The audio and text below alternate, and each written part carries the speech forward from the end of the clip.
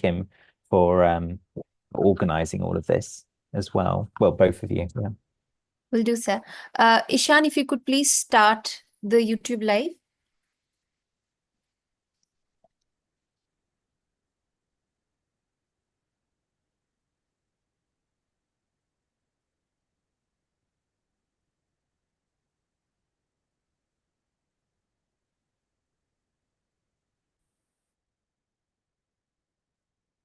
Yes, it says that we are live now. Welcome, everyone. We are very excited to be back for another Karma YouTube live session. And before we begin with the session tonight and with the introduction to our speaker for today, please join me in observing 2 minutes of silence for the incident that happened in Kashmir 3 days ago. And we now pray for that the departed souls may they find peace. So please join me in observing 2 minutes of silence.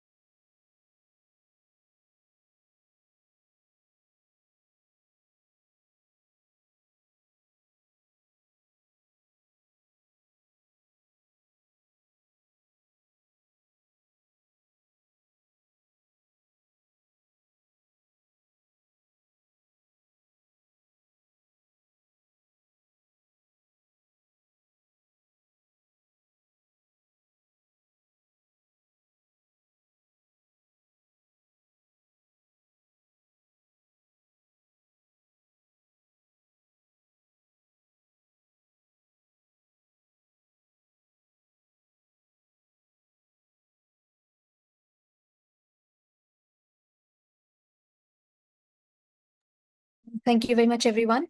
My name is Chandni Jaswal, and we're very, very excited to welcome Dr. Richard Williams for today's Karma YouTube special lecture. Before we begin with the session, a very quick introduction to our speaker for tonight. Dr. Richard David Williams is a cultural historian of music in South Asia. He's particularly interested in understanding how music and sound are explored in literature and how colonialism reoriented early modern musical ideas and practices. Having originally studied theology and then modern Asian studies at the University of Oxford, his research brings music and sound studies into conversation with the study of religion and Indian cultural history. He received his PhD from the music department at King's College, London, and was then awarded a Leverhulme Early Career Fellowship at the University of Oxford, where he worked on music and aesthetics in the 18th century with his project Beyond the Local, Vernacular Aesthetics in late Mughal North India. His first book, The Scattered Court, Hindustani Music in Colonial Bengal, was published in 2023. This work explores the circulation of musicians, genres, and musicologists between North India and Bengal between circa 1750 to 1900 and examines how musical societies negotiated the changing politics of a colonial landscape. The title of Dr. Williams' lecture tonight with us here at Kanva Heritage is Listening in Colonial India, Debating Music and the Senses in the 19th Century. Thank you very much, Dr. Williams, for accepting our invitation. We're very, very excited and eagerly looking forward to the session. a few housekeeping rules, dear audience. Dr. Williams will be speaking for about 40 to 45 minutes, which would be followed by a 15 to 20-minute Q&A session. We request you to please keep putting your questions in the YouTube chat live stream that you have at the bottom of your screen or on the side, and we'll take those up once the Q&A session begins. So without further ado, I now hand it over to Dr. Williams. Sir, over to you. Great. Thank you so much, Chandani. Thank you for inviting me to speak in this series. It's a real privilege and an honor for me to be here. And thank you, everyone who's joining us this evening. Thank you for taking the time. I'm looking forward to sharing some of these materials that I've been working on with you. I'm just going to share my screen now, in fact, so hopefully you can see that. Yes. Yes. Great. Thank you. So this evening's talk covers quite a few different things that I've been working on, and I'm going to sort of give an overview of some of the issues that I'm researching in relation to the history of music in colonial South Asia. And much of this work grew out of, well, originally it grew out of the book that Chandani just mentioned, The Scattered Court, Hindustani Music in Colonial Bengal. And I published this a couple of years ago. And in that book, I was interested in trying to think through the effects of colonial rule on Hindustani classical music or art music, however we want to call it, North Indian art music. In particular, often when we talk about music history in South Asia, we often tend to gravitate towards narratives that talk about the ancient roots of South Asian music and this idea of an almost sort of timeless tradition. There are lots of associations with oral tradition and so on. But what I wanted to do here was think through how colonialism and the 19th century and all of the transformations in South Asian society in that period impact on this music system. And when I started doing research in using materials in Hindi and Urdu, and Bengali in particular, I started to see all kinds of stories that I hadn't really come across before and don't usually get talked about in sort of popular histories of this period. And in this, I'm certainly not alone. There's a whole gamut of us who are working on music history in the colonial period. Some of you might know Janaki Buckley's work from a few years back now, Catherine Schofield, but there are many other people who are doing some really fantastic work at the moment. But after publishing this book, I wanted to engage more with this literature that I had come across, this literature that engages with musical aesthetics and ideas about music, because it's a really rich literature that talks about everything from emotions and the senses through to morality and technology and all kinds of things. So at the moment, I'm trying to make sense of the larger changes that the 19th century brought into the world of music. And I'm trying to understand a sort of basic question. Did the 19th century, and in particular colonialism in the 19th century, radically transform music systems, ways of thinking about music, even ways of listening to music? Did it transform all of this in a completely radical way, or did older systems of engaging with music transition, evolve, and adjust? And again, people like Catherine Schofield have been asking this question too. Obviously, there were some very dramatic changes in the way people thought about music and sound and were writing about it. So why would that be? Well, obviously, we might think about education and how colonialism impacted education systems in South Asia and imported European knowledge systems, ways of formulating the category of music and sound or explaining what sound is in the first place. We can also think about print technology, the rise of book markets and mass book production, which also generated new readership, so new kinds of audiences who wanted to engage with music as a knowledge system. And so related to that in a way are social changes, who is performing music, who is listening to it, and where are they listening to it? Who is studying music and why? And as I've worked more and more on this, I've realized that actually these basics of who is engaging with music changed quite dramatically over the 19th century. And all of this led to new discussions about, what is music for? Is there something called classical music? How is that different from traditional music, from religious music, or from more popular vernacular forms of music? Is music for rulers, kings? Is it for the individual, wherever they are, or is it for the nation? So again, nationalism also starts entering the conversation related to music in the 19th century in a way that it just really wasn't doing significantly in the period before that. But here in particular, I want us to think about, did colonialism change the way people listened, the way they actually engaged with a work of music when they were listening to it, the way they understood what that music was, the way they interpreted the idea of sound impacting their ears, their body, their mind, their senses? How did that itself, the fundamental experience of listening to music, change in the 19th century? And can we say that that system of engagement was colonized? This is the question I want to ask. So in my larger work at the moment, I've actually moved out of the colonial period to some extent. I'm working a lot more with early modern sources from around 1500 onwards. So I'm writing a book at the moment about musical literature primarily in Hindi, in classical forms of Hindi, like Braj Bhasha, and so courtly forms of early modern musical thought. And so I won't go into this now because it's a huge topic, but the sort of pre-colonial ways of engaging with musical knowledge as a knowledge system are terms like Sangita Shastra, which is there in Sanskrit, and then in languages like Braj Bhasha or classical Hindi. So the canonical knowledge system, the Shastra relating to the performing arts. And of course, now when we talk about Sangeet in Hindi or Shongeet in Bangla, we often think music in a sort of straightforward way. But of course, the term itself actually encompasses a lot more than that. It encompasses dance, the arts of expressive gesture, and so on.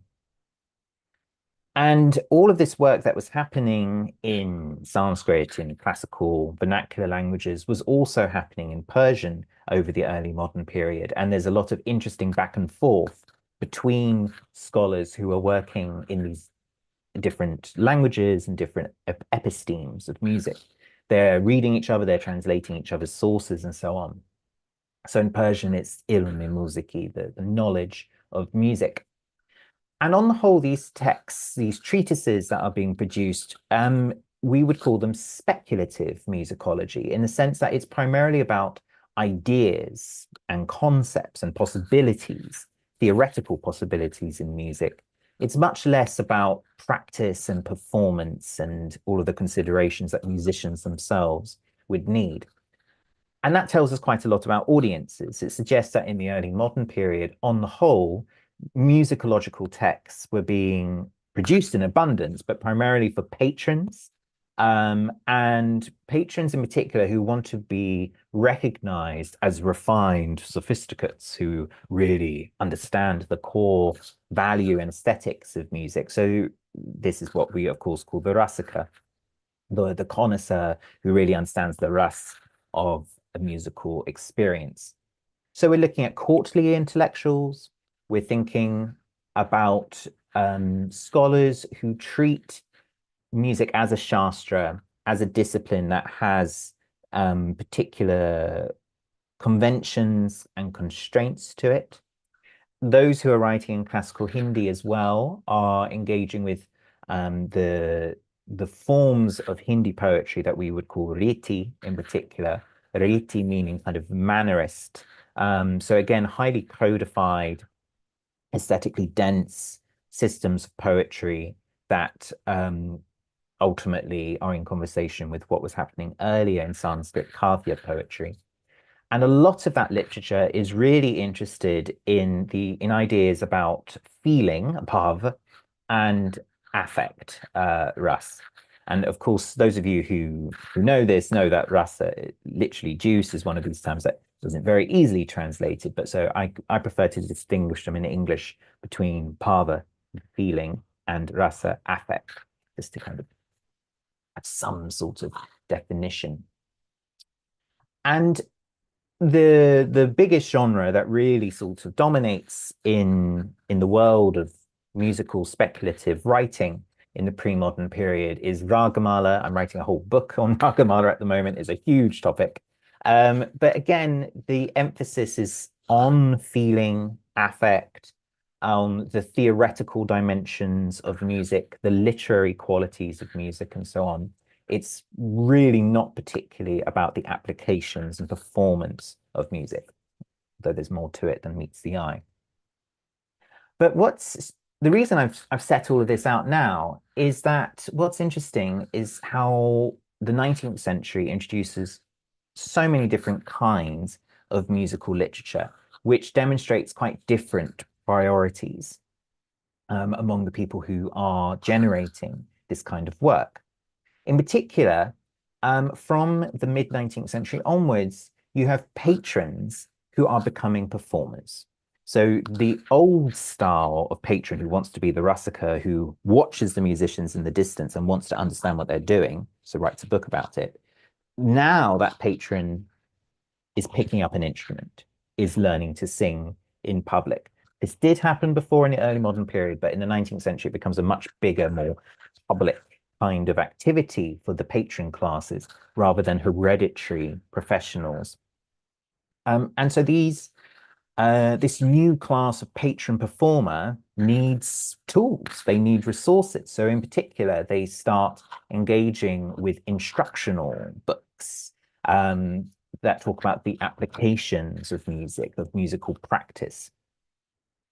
So this is a Bengali treatise from 1868. And again, you can see the English title, A Comprehensive Self-Instructor for all of these instruments and also for singing. In particular, in North Indian languages, it's really from the 1860s that you start seeing a big boom in musical literature. And in fact, I found that the earliest published work on music seems to be from 1818. It's a Bengali book, the Shongit Torongo, The Wave of Music. But yeah, really on the whole, it's from the 1860s that things start to get very active in musical publishing. And you see quite a few different approaches coming out that you hadn't seen before in the early modern period. So first of all, you get what I call historical studies or editions. So this is when music scholars do what I do. They start rummaging through libraries across India, looking for old manuscripts of treatises related to music. But what's interesting is they are saying these are historical texts on music. They have a different temporality associated with musical scholarship compared to what was going on before, where they said, well, this is timeless Shastra. Now they're saying, no, this is an old book on music. Here's a version of it in print. You also have these instrumental manuals and primers, which, like I say, are really distinctive to the 19th century. And you also have songbooks. Songbooks just are a huge chunk of the book industry. Francesca Orsini, some of you will know her work on Hindi publishing, says that it's sort of one of the biggest elements of the 19th century book trade in North India. A lot of these songbooks are being produced, it seems, for women, but there's just an enormous variety happening there. And on the whole, when you work with these materials, what's great about them is they often come with short prefaces or introductions. And that's where the editor explains their rationale, their thinking, what they're trying to achieve. And a lot of them talk about how much work they have put in. in particular, I always like Bengali songbooks and music treatises because the editors really drive home how much work they have put in. But it's not just in Bangla. You also see it in languages like Urdu. So this is a rather fun text from 1863 by Mardan Ali Khan, the Guncha Iraq. And he sets up this work as being a really useful digest of what he calls the intellectual sciences. He says it's a selective compendium. And in particular, he is bringing together lots of different sources. So he's bringing together literary sources, i.e., earlier treatises on music. He's bringing together anecdotal knowledge and sort of oral histories. He interviews quite a few people in the world of music and brings in their insights. And then he also says he's bringing the ilm in majlis, the ideas that are learned from musical assemblies, what you should know if you're attending a majlis and what people are talking about in the majlis. He's writing it all down. So what you get then is quite an interesting form of text where on the one hand, it's drawing on interviews, on lived experience, but it's also preserving established traditions. So this is quite a fun passage. It's quite a long quotation, but he's talking here about the origins of sound. Where does sound come from? What is it? Sound in itself. And he says, well, there are 7 notes in the scale, and that's because the phoenix has 7 nostrils. So this is the story he tells. He says, and this is my translation from the Urdu text. Some have written about the 7 nostrils of the phoenix's beak. This is a famous mountain creature. The name of this creature in Arabic is Kuknus or Kaknus, so he gives different variant spellings. And in Persian, Atishan, the combustible. And in Hindi, they say Deepak Lat. This comes from the combination of Deepak and Lat. It is well known that this is a solitary creature. It has no partner. In its youth, it becomes lustful and collects together a pile of rubbish around itself and dances like a peacock in heat.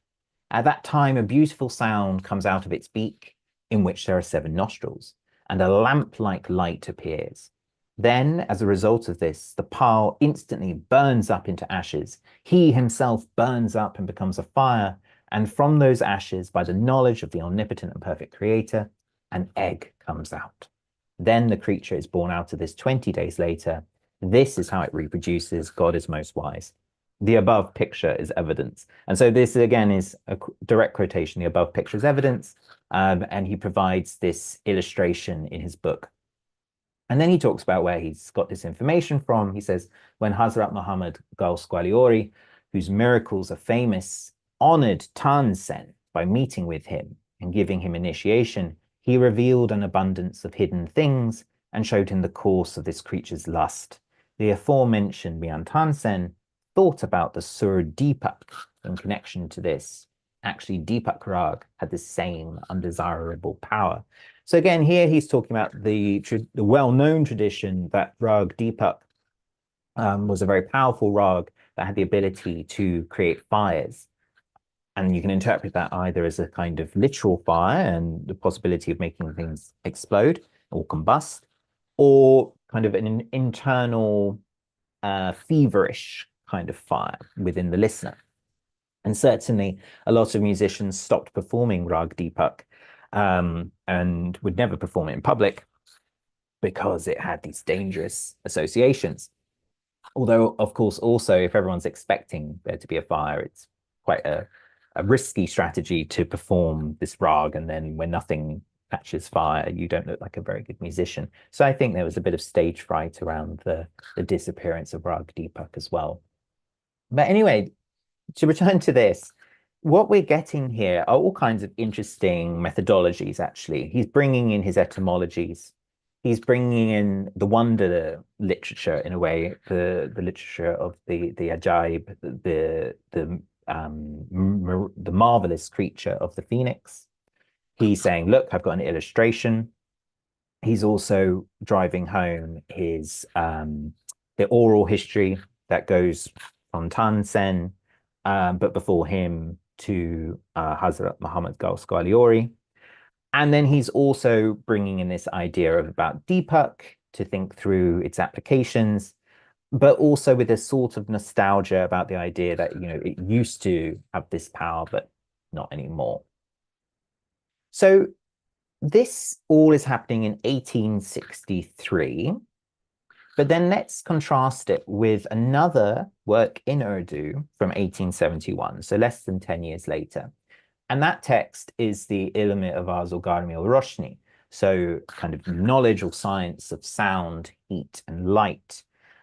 So this is a sort of digest of articles and newspaper columns about physics, really. And so it discusses the physics of sound waves, but also thermodynamics and optics. And the editor was based in Patna. His name was Sohan Lal. And he also published a treatise on heat.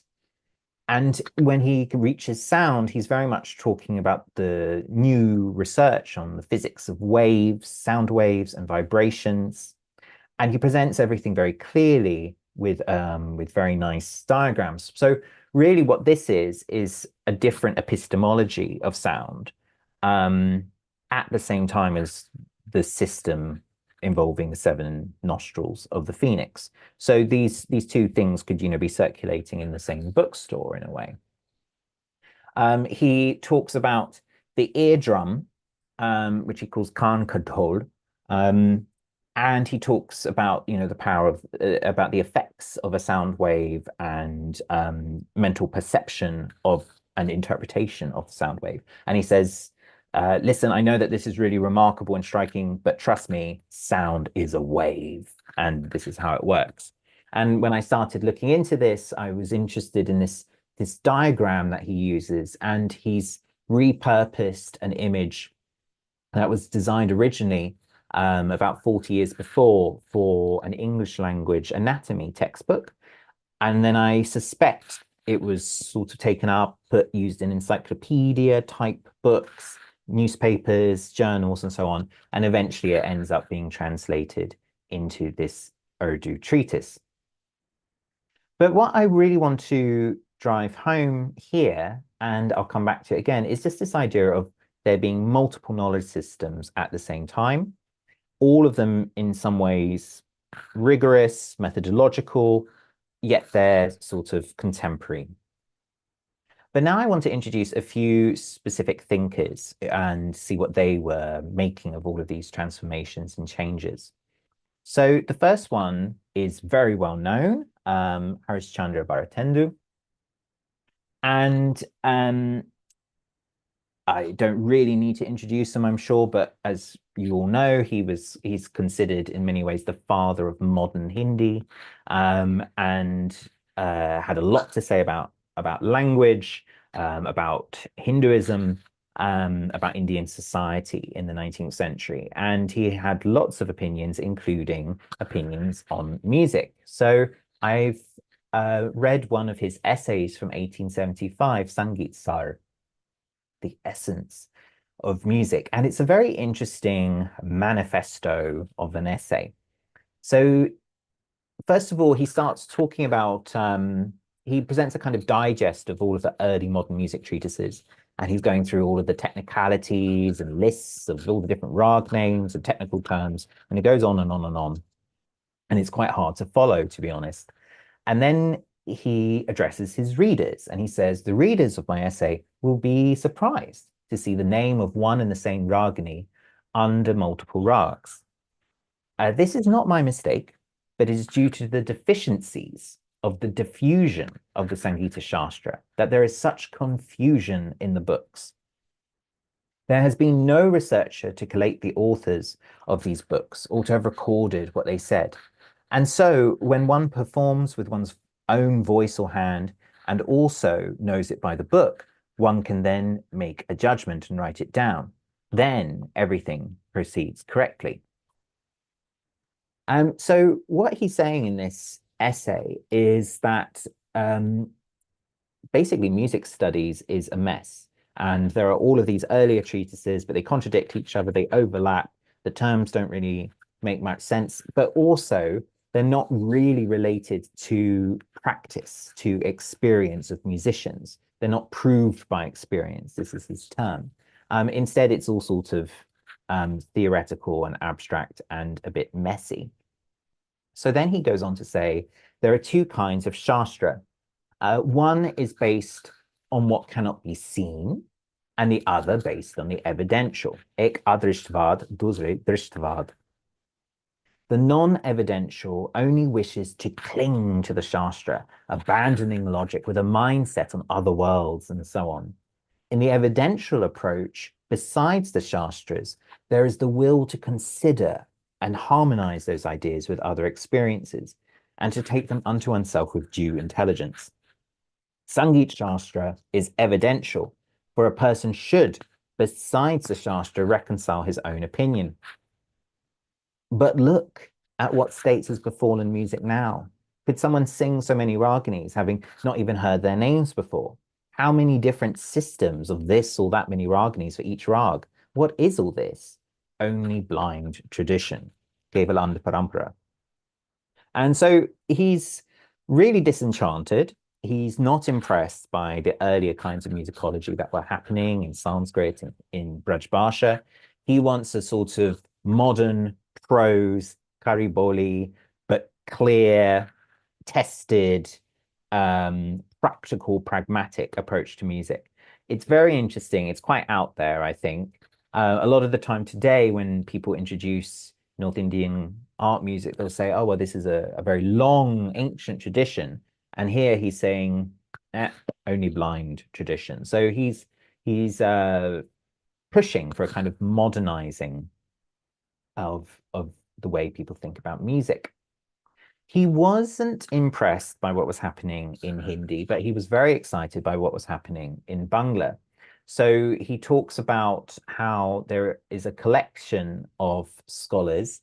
He gets one of their names wrong. He mixes them up for his brother. But he's talking about Surendra Mohan Thakur, or Tagore, Ketra Mohan Goswami, and Krishnadan Bandyopadhyay. And he mentions these three in particular as sort of driving forward a very exciting development in Bengali scholarship. And he's saying, why cannot this be happening in North India in Hindi?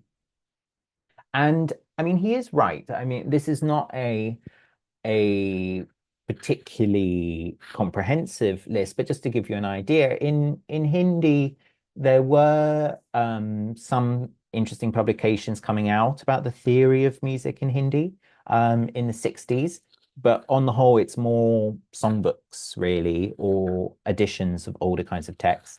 In Bengali, there's lots happening, lots of new works of this kind of modern style, although we'll problematize that in a moment.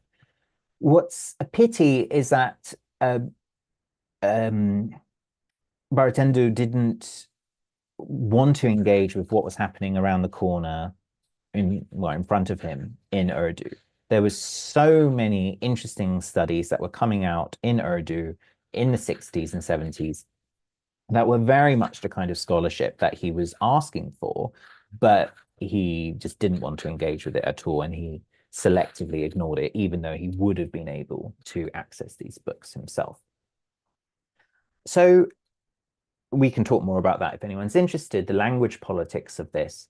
But let's just instead jump ahead into what these Bengali scholars were up to, and think about why Bharatendra Harishchandra would have been so excited about what they were bringing to the table.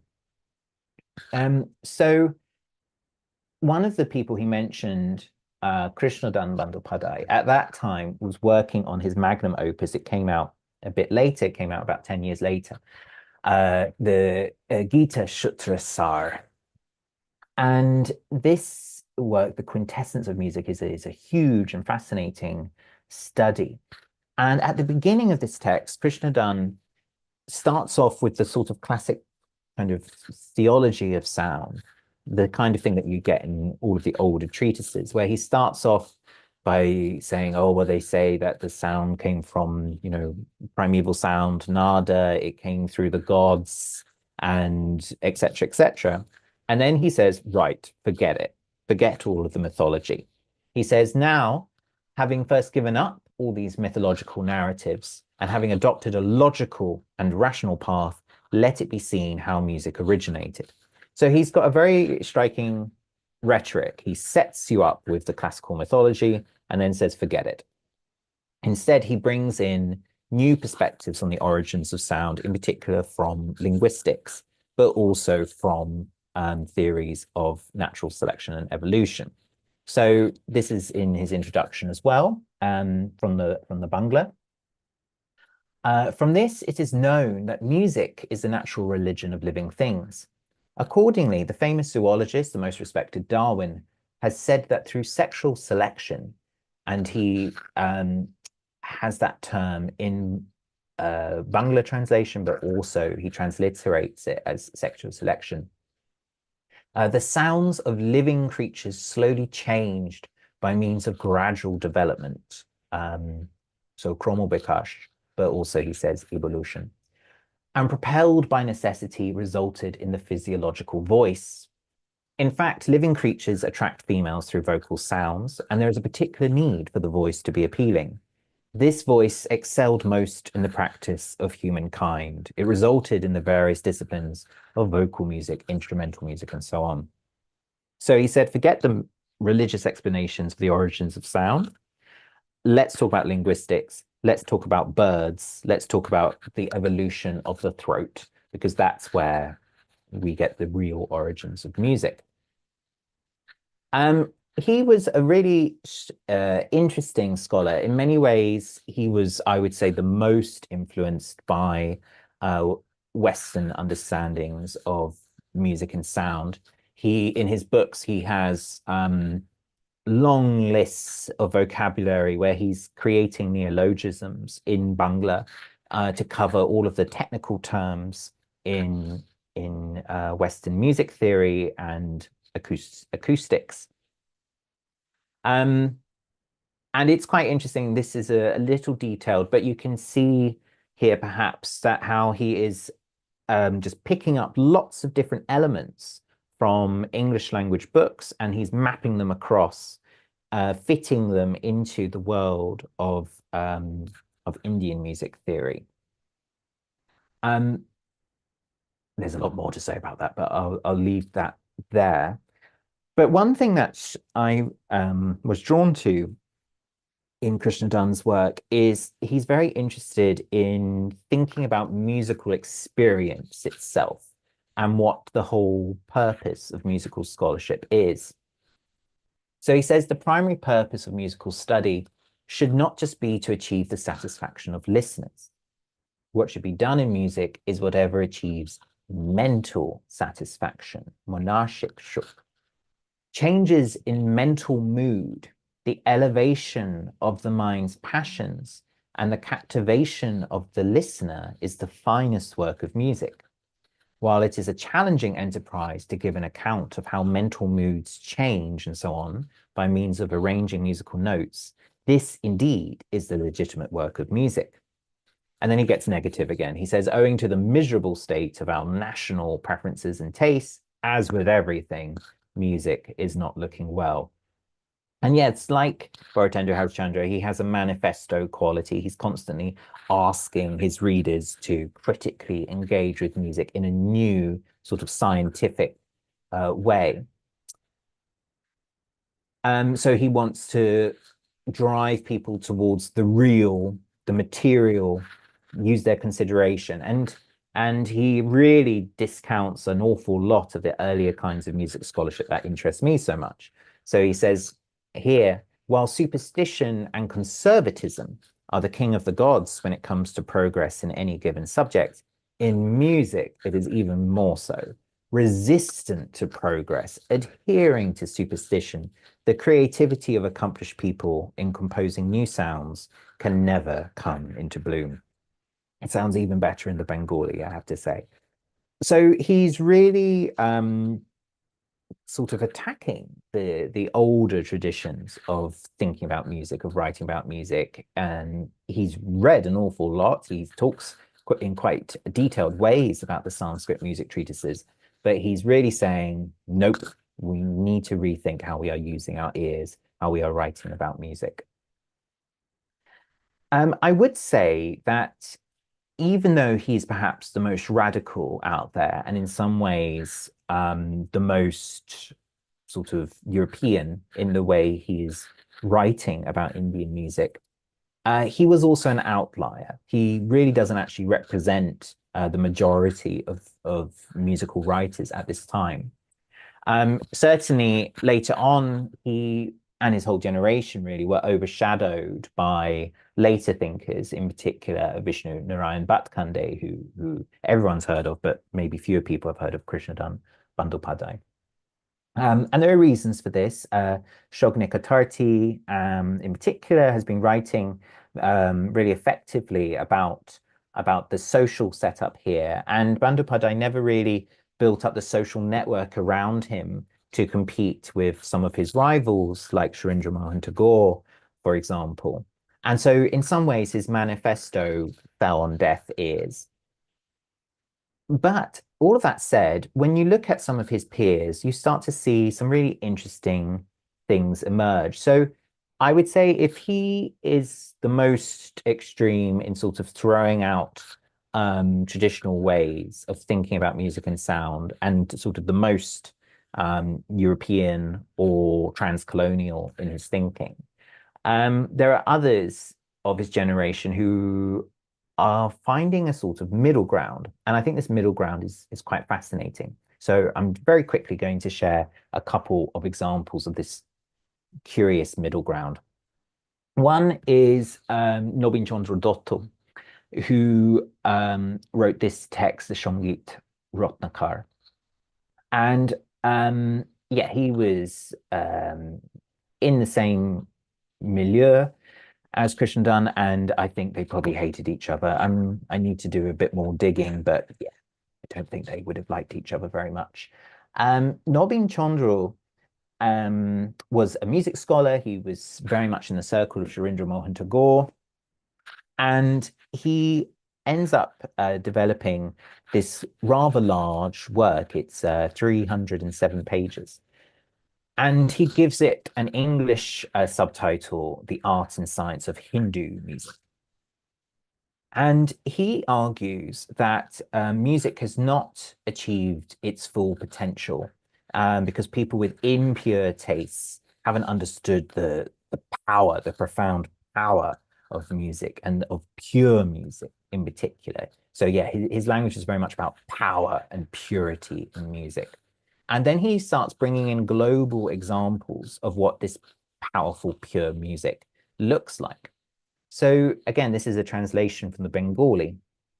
He says, at one time, King Henry IV of Denmark expressed his desire to test the power of music and commanded a singer, you boast that your own compositions will de facto drive their performer insane. Demonstrate this to me today. The singer, following the king's command, commenced such unprecedented music that there and then the king himself was driven insane, and 4 or 5 nearby individuals lost their lives and perished. And then he has a similar anecdote relating to Caliph Umar. Now, I was a bit struck by this. And so after a bit of digging, it seems that he has read either Rousseau's Dictionary of Music from the 18th century, or perhaps he's read an English sort of summary of Rousseau's work.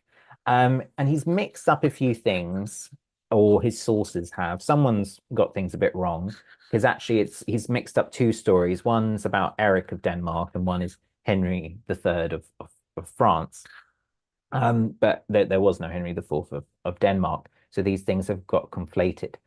But in a way, it doesn't matter. What he's doing is he's bringing in examples from around the world to reinforce his point about the sort of the sacred power of music, which was already established in these Sanskrit sources. Likewise, he talks about the French Revolution. So he says, at the time of the French Revolution, a song was composed called the Marseillaise hymn. Wherever that song struck, the people there would give up their everyday business and, taking up swords, would set forth for the cause of war with Eastern Austria and Prussia. In the end, under Napoleon's command, that army conquered almost all of Europe. So he says many such examples of music's wondrous, bewitching power, Adbhut Mohini Shakti, could be collected. The Father of the universe, the treasury of compassion, has revealed his limitless greatness by making this kind of ineffable, concrete connection between our sense of hearing and sound. So it's interesting because theories about the metaphysical effects of sound and legends about music's miraculous powers were nothing new to Indian scholarship. But Nobin Chandra has repositioned them in a global history of sonic power, where music could rob the individual of their sanity, it could right injustices, and even change the political destiny of Europe. He's also presenting an example from Europe, but then drawing in a language and explanatory framework that is very Hindu, that is using, this language of Mohini Shakti, later on about the sacred sound, Shabdo, and all of this, in order to just sort of bring in evidence from abroad for what is to him the power of the Hindu truth of pure sacred sound. And I won't dwell on this too long, but again, other people are doing the same thing. This is a tantric hymn book that I was looking at, so Shadok Shongit. And it's very much about tantric deities, the chakras, the power of sound in the body in a ritual sonic setting. But again, in the introduction, we have Herbert Spencer, the English philosopher, who's brought in with this quotation, "There is an infinite and eternal energy from which everything proceeds." So again, like Nobin Chandra, here we're having Western philosophers and sciences co-opted, appropriated, embedded in epistemologies that are pre-colonial, older, very, very much South Asian. So where does this leave us? So I've written an article about some of this, and I've called it the slightly pretentious term epistemological jugalbandi. So what I mean by that, with epistemology, the knowledge system, where knowledge comes from, how people generate ideas.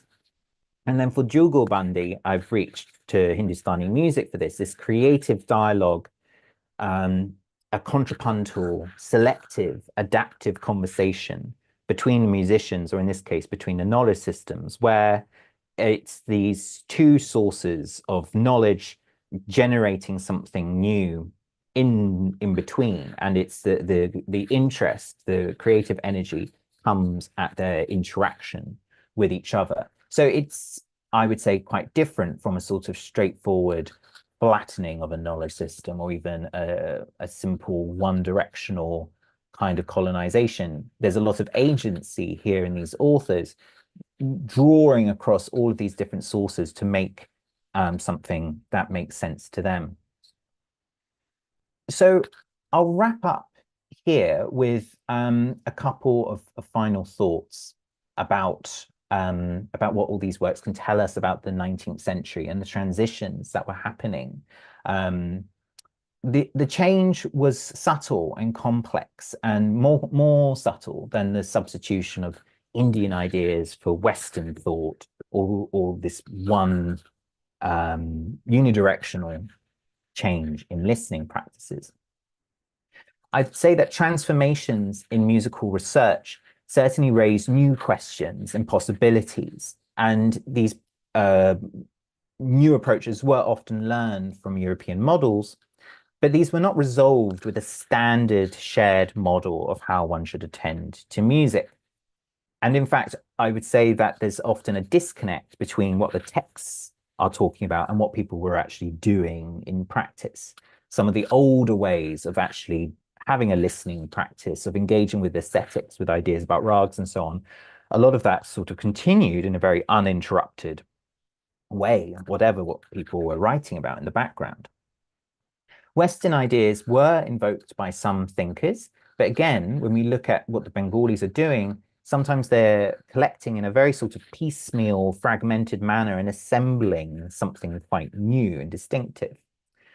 These ideas didn't always find eager audiences against the background of Indian nationalism that was, again, growing up in this period, and the related trend of what we would call kind of pro-Sanskrit neo-traditionalism in musical scholarship. Appealing to all of these European ideals didn't become a standard practice. And a lot of Western musical concepts were really treated as intrusions that had to be hotly debated. Nonetheless, if we think about Bharatendra Harishchandra or Krishnadan Bandyopadhyay and their manifestos for critical attention, these works testify to how the field of musical scholarship had been substantially transformed as conventions and conceptual vocabularies for musical experience have been blown wide open and could now encompass new possibilities propelled by expanding modern and colonial vocabularies for interpreting musical experience. So I will finish there. Thank you so much for listening. And yeah, I very much look forward to your questions. I've left my website up there, and you can see my different publications. Most of my publications are available for free download on my academia page as well. So if you are curious about any of this and want to follow it up, then you certainly can do that. Okay, thank you very much. Thank you very much, sir, for this very enlightening talk. Musicology and music history is something that is pretty new, even within the world of history academia. So thank you very much for simplifying those terms for us. And now, dear audience, we have about 7 minutes to go for the Q&A session. We already have a question from Dr. Vermani, and she says that great seeing you and listening to you. An observation about the phoenix bit you shared, in case you haven't come across this, seems to be based on Suravardi's 12th century screech of Simurgh. Ah, that is fantastic. Yes, good. Yeah, thank you very much for that reference. I'm going to follow that up. It's ringing a bell for me, but I don't think I'd purposely made the connection. So thank you. Thank you very much for that. Thank you, Dr. Vermani. Whilst the audience members are typing their questions in the chat box, sir, I'll use the chess privilege to ask a few questions of my own. So when we say that, when the author says that there should be mental satisfaction with regards to music, is this the mental satisfaction of the musician or the listener, or is this a mutual mental satisfaction, or is the musician not supposed to seek validation from the listener? He's just supposed to satiate his own enlightenment of music. That's Great. a wonderful question. Oh my goodness, I absolutely love that question. Thank you. Let me go back. So to yes, here we go. Yeah, great. It's a really great question. So Krishnadan is writing at a time when he's imagining his readers being people who like music, who are interested in music, but also want to learn music. I mean, on the whole, he's writing for sort of, I guess if we want to be basic about it, sort of Bengali Bodrolok type musicians who are picking up musical practice seriously for the first time. So I think for him, he's sort of seeing it as both. He's seeing it both as for the musician, but also for the listener, but really the listener first and foremost. I think he's right. He sees listeners and performers as being the same person now. But again, I think in this section, he's really writing about how the discerning listener should be steered, excited, mentally challenged by music. And so he's quite dismissive of people who have learned music in a kind of traditional way where they know the conventions, but they're not really doing anything particularly creative or exciting. And this is all quite different from the early modern sources, where really the musician and how the musician is feeling stimulated or not is just not really a question. In the early modern sources, it's much more about the Rasika listener who is engaging. And musicians are sort of these service providers, but the intellectuals aren't particularly excited about what they are feeling. So yeah, fantastic question. Thank you. Thank you, sir. So we have another question. Ida Mukote, the famous writer and one of our favorites in this century, asks, thank you for the great talk. Wondering about the gendered representation of musical treaties and how this may have impacted the historiography of Tawayef music, musicians and dancers. Yeah. Yes, interesting. So, that's such a rich, wonderful question. Where to begin? So, on the whole, it really depends on which bit of the literature you're looking at. Yes, so it's quite so the I'll give a very simple answer, which needs lots of footnotes, but the simple answer is in the Braj Bhasha text and the kind of the early modern texts.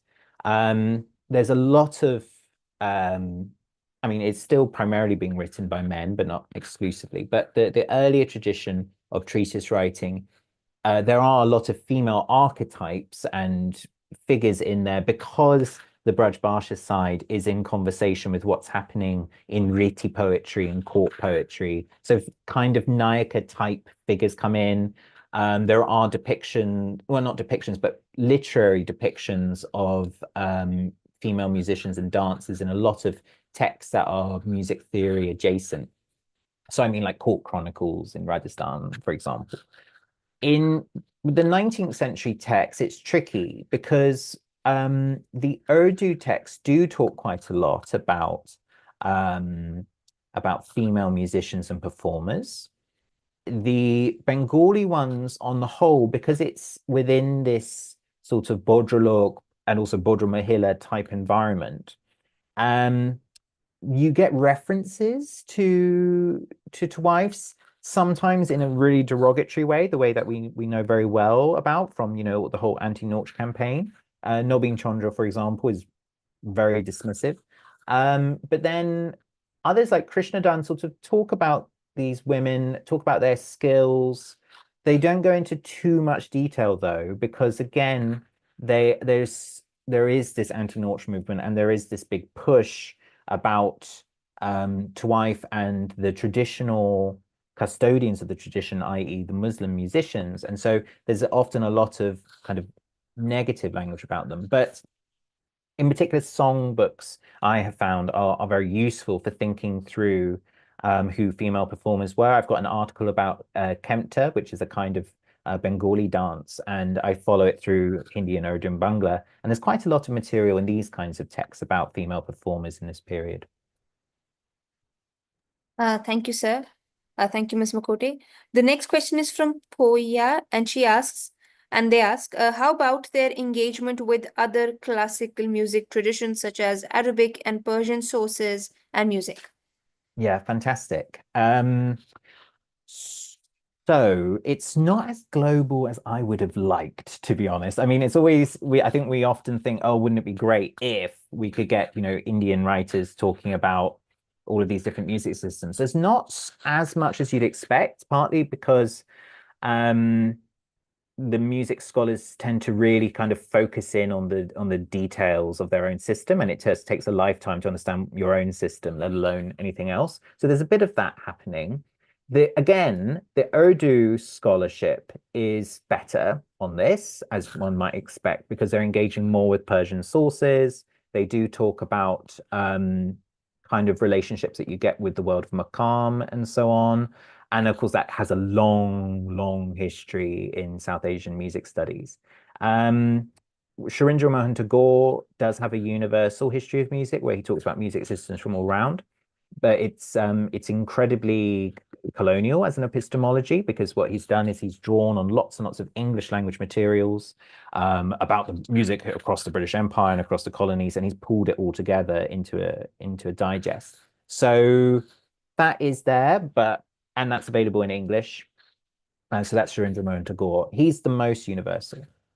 Krishna done a little, Nobin Chandra a little, but no, their focus is really very much on South Asian music. Thank you, Poya, and thank you very much, sir. We've reached the top of the hour. Sir, if you could allow, may I come back to my question? It's nagging me a little. Yeah. So when we say that the Rasika's mental satisfaction is the most important to the musician even, how is the musician supposed to ensure the satisfaction of the Rasika when he is himself not satisfied with the music? I mean, wouldn't he somewhere be looking for his own satisfaction? That's great. That's great as a problem, as a challenge. So there are two ways to answer this, I suppose. So first of all, I'm thinking about I had a discussion with some Kawals, right? So some Kawals who were practicing, Kawali and Adaraga, etc.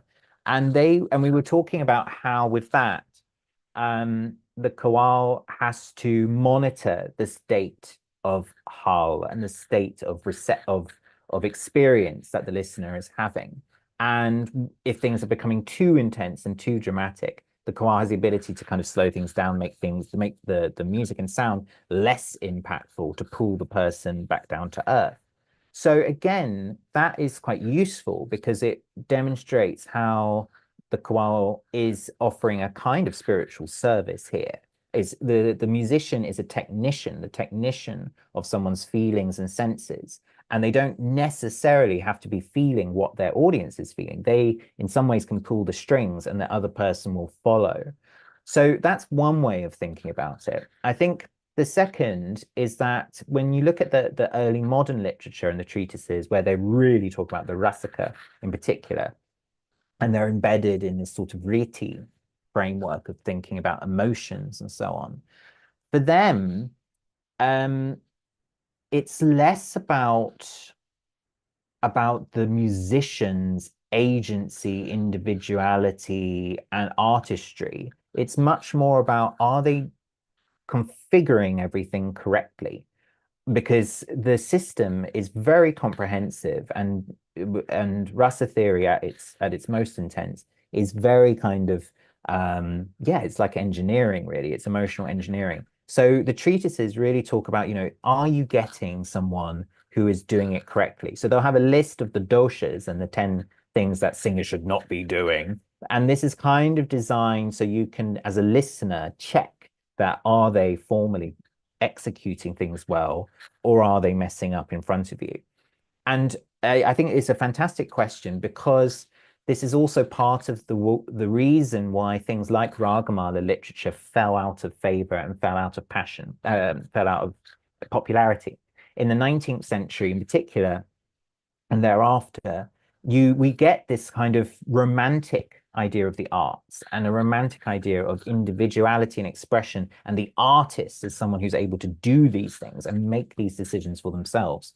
But that agency of the artist is quite different from the kind of riti style shastric understanding of what a musician is meant to be doing. It's much more about an engineer, and in that worldview, rather than the artist who makes you feel what they're feeling. It's quite a different way of thinking about it. Thank you very much, sir. Thank you very much for actually giving us additional time to answer all our questions. I do have more questions, but dear audience, because we have reached the top of the hour, like I said, we deserved an hour of sir's time. So please reach out to us with your questions or comments on kanvaheritage@gmail.com, and I'll reach out to sir with those questions along with my own, and then we'll get back to you at the earliest. Till then, please join me in thanking Dr. Williams for this fantastic lecture and for his time and patience in answering so many of our questions. Thank you very much, sir. We look forward to hosting you again for the book, Ragmala book, once it's out. Thank you. Thank you so much. Thank you. And thank you everyone else for joining us this evening. Thank you. Thank you, everybody. Good night.